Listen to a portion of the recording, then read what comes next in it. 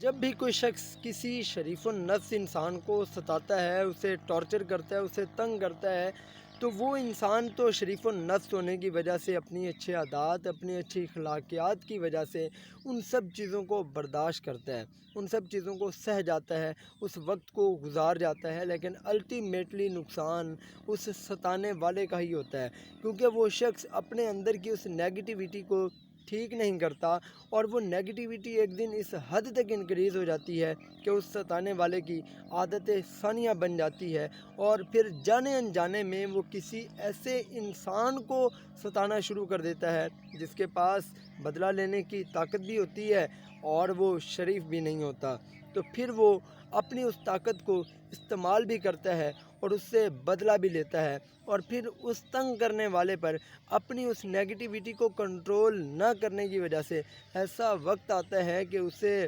دوسرے لوگوں کے ساتھ کیا ہوا ظلم بھی ایک ہی وقت میں دینا پڑتا ہے۔ اس لیے کہتے ہیں کہ ظلم جب بڑھتا ہے تو مٹ جاتا ہے۔